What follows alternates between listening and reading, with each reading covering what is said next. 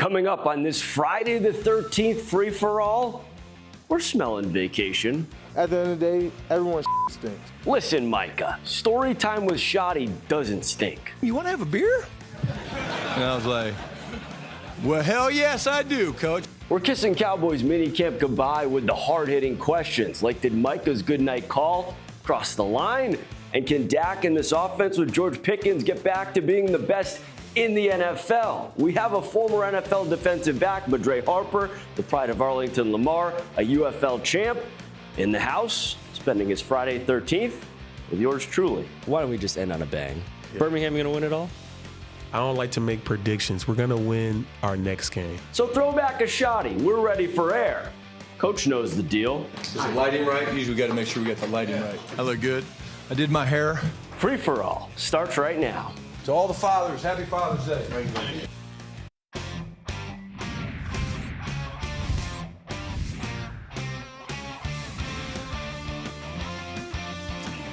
I did my hair as always. The lighting is immaculate. Welcome into Free For All. I'm Jeff Kolb, and here he is, Madre Harper, the pride of Arlington Lamar, former NFL defensive back and UFL champ with the Birmingham Stallions. Good to have you on the show, my friend. Thank you for having me. So, we had you on the podcast earlier this season, 4th and 12 pod with Jess Navarez, of course, breaking down the UFL.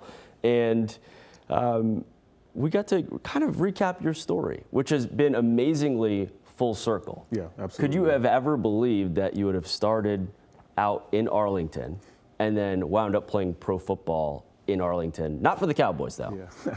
I mean, for me, honestly, it's the full circle moment, like you said, and obviously a dream of everybody to play in Arlington, to one day playing Jerry World, playing in high school, to coming back and playing it professionally. It's just something a dream come true. Well, we're going to talk more UFL. It is title weekend up in St. Louis between D.C. and Michigan.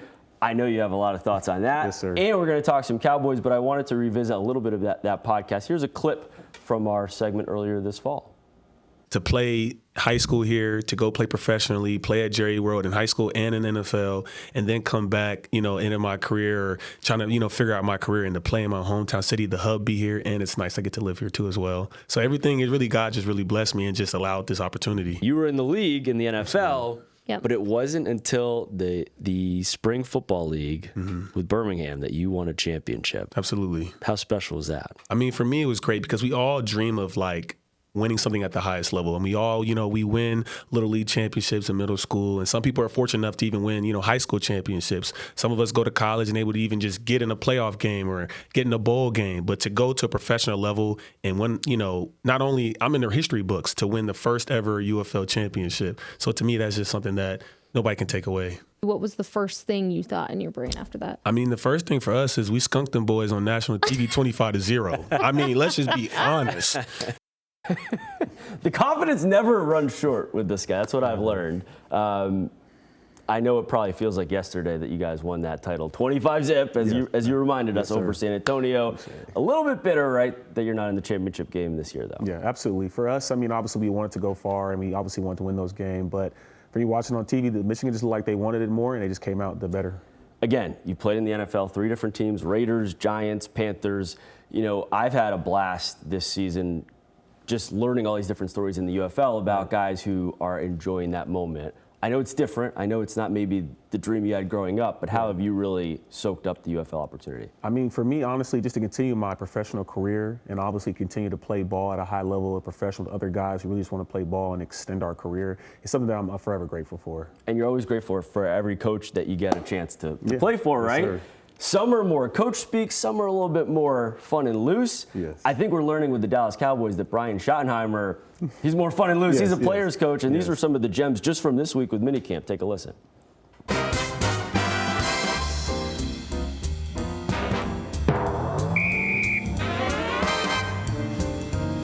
Well, Shotty, you ain't playing the game. You want to have a beer?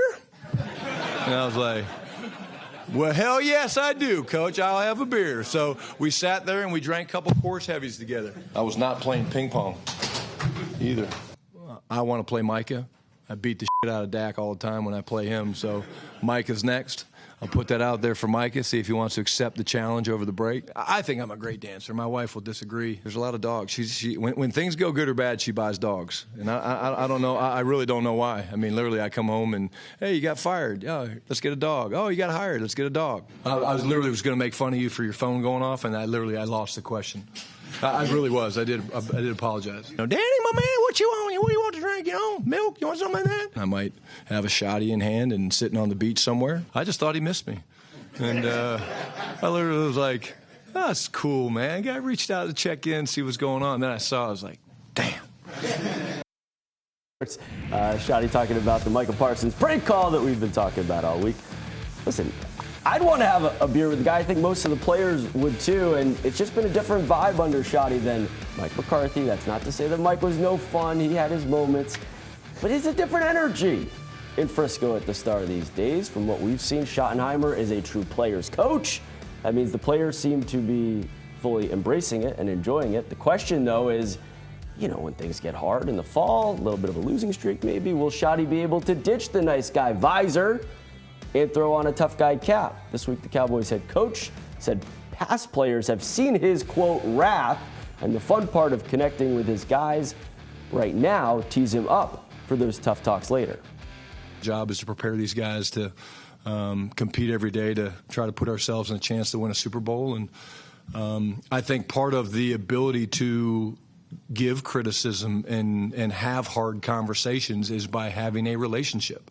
And if I just go in and I go in on a tangent with a guy and he knows, hey, he doesn't know the first damn thing about me, then he's going to tune me out, and I'm never going to do that. And so I think you earn your ability to have these hard conversations and to make the difficult decisions that I have to make and I'm ready to make is by getting to know these guys and knowing that I do have not only their best interest but the best interest of this football team at heart. I got to say, Madre, the guy could talk the talk. I mean, he is easy to listen to. Before we kind of dive into the football X's and O's talk and what you think about Shotty and the job he's done so far, are you a ping pong guy? I do play ping pong. I'm not as cold as everybody else, but I try. I try my best. Would you take the Shotty challenge? You think that of course, why you'd be not? Next up after Micah? I'm from Texas. We don't back down to nobody. What about a dog buying addiction? Do you have one of those? I do not. I have one dog, Quavo. That's it. Quavo? Yeah, that's it. That's it. Okay. One dog. What kind of dog? Blue Nose Pit. Okay. He's a sweetheart. I need a dog. I don't think that's the worst addiction for your wife to have, right? If she wants to get a dog, get a dog. Dogs get expensive. You just walk them all at once? No. Yeah, it's like another kid. Yeah. Listen, though, again, it's been fun. The guy, as a head coach of the Dallas Cowboys, he's running around practice. Mm-hmm. He's fist bumping all the guys. He's got the ping pong table. They've got the Pop-A-Shot going down there. He's a player's coach. Mm-hmm. This is the Dallas Cowboys. This is not every other NFL franchise. This is a unique thing with Jerry Jones and the way that this works. Do you think that Shotty's fun players coach style is what's good for Dallas right now? I mean, honestly, it's always good to have a rapport with your coach and to build that relationship. So you trust them in heated moments, and when things go bad, you want to have that confidence and that you really vibe with your coach. So I think it's good. You get a beer with him, right? Yeah, I'll do it. Now, here's my, apprehension, and you know this totally more in depth from being an actual player in the NFL, which is nothing I would ever know about. But then we see this phone call prank from Micah Parsons. Right. Pretty funny stuff. I think you'd agree. But I'm a little cringy feeling did he kind of cross the line? Are we saying, oh, this coach is a pushover, I can just call him whenever I want? How do you feel about the Micah call? I mean, you want to be able to call your coach any time of the night, and obviously, I'd rather have told him that he was going to be on social media, but at the same time, it was lighthearted. He didn't say anything wild or out of ordinary, so to me, it's okay for now, as long as he's able to have that respect. I was impressed with how Schottenheimer spoke to it. Mm-hmm. I mean, he kind of embraced it, and he was like, man, I was mad at my kids, because they should have told me about the TikTok trend. Yeah. But he's like, I just thought he missed me. Yeah. Call at that time of night. Little did he know he was victim to the trend. Yes.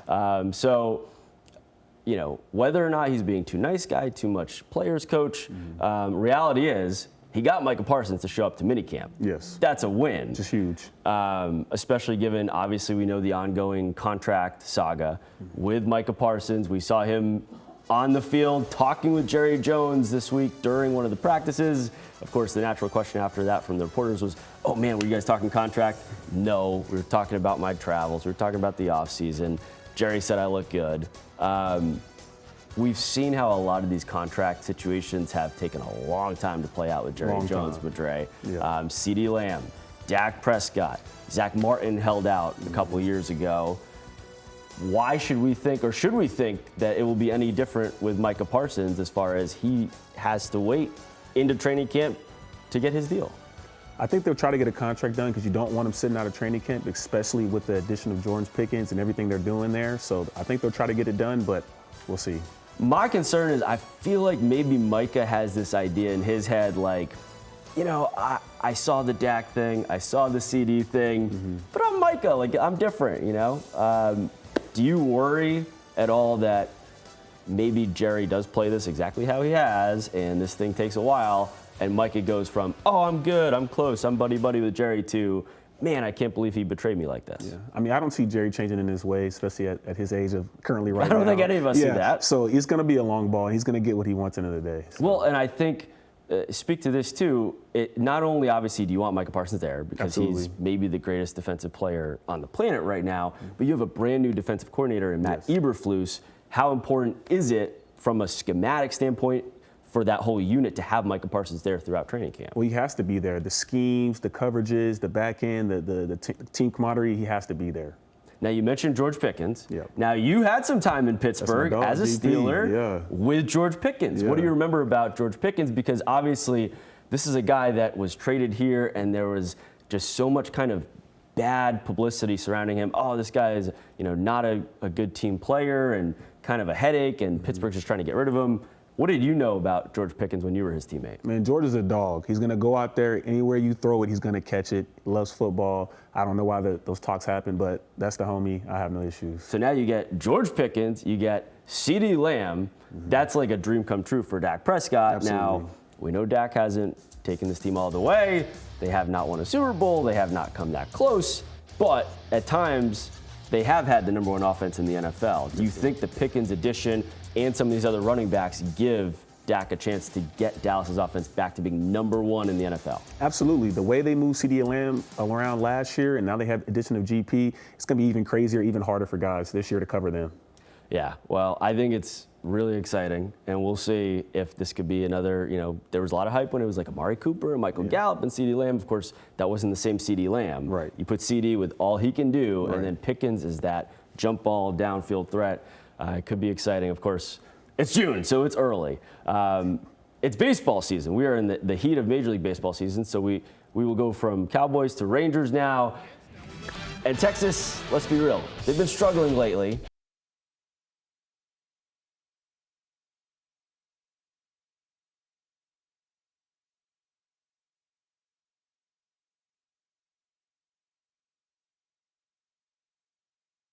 Not to get too graphic, but how you were shot, it was the perfect angle to where it wasn't devastating. Yeah, no ligaments, couldn't walk. didn't tear nothing. Only thing the surgery did was they cut me open to make sure the bullet fragments are out, to make sure it was clean. Welcome back to Free For All. Madre Harper, Birmingham Stallions, defensive back, Arlington Lamar product, live with me still on Free For All. That's quite a soundbite to come back from commercial break to. So let's clarify for the people who don't know your backstory. You were at Oklahoma State playing football, and what happens? I was in OKC visiting some friends. Somebody tried to rob me from my car, ended up getting into a little scuffle with them, and they ended up shooting me in the knee. And after that, you still wind up completing a college career, playing for 3 NFL teams, Yes, sir. and now playing in the UFL, Yes, sir. winning a title with the Birmingham Stallions. I've just loved kind of soaking up so many of the amazing comeback stories in the UFL, and we'll hear from a couple of overcome guys who are competing against each other in the championship game tomorrow night. What is most meaningful to you about how you've been able to overcome that moment to have the career you have? Honestly, just blessed to be able to come back, not have any problems, still run and do the things that I love, and just be able to get back out here and continue this path. Still getting at it. In your hometown, where the hub is. Tomorrow night, unfortunately, there's no 4-peat bid for Birmingham. Y'all came up short the other week. You were injured. Yes. So didn't get to contribute to that. But the DC Defenders and the Michigan Panthers are going at it. And earlier this week on the 4th and 12 podcast, on this week's episode, got to catch up with head coach Shannon Harris for DC and Bryce Perkins, the Offensive Player of the Year, the quarterback for Michigan, who both have amazing stories. Take a listen. To, do that, it's a representation of all HBCUs, right? Old tape and then seeing my brother actually play, live, and now that it's, it's my turn, I took so much from them as part of my game, as part of my personality. So like I said, I mean, 2 great stories right there in this championship game. Bryce Perkins, you can relate on the injury front, overcoming your shooting injury and being able to still play. And then Coach Harris, I should have made this more clear heading into the package. He could be the first ever HBCU grad to be a head coach on a pro football winning team. Which is great. So that is amazing. That is really important history. Let's talk about the game, though. You played both these teams this season, DC and Michigan. Who do you like?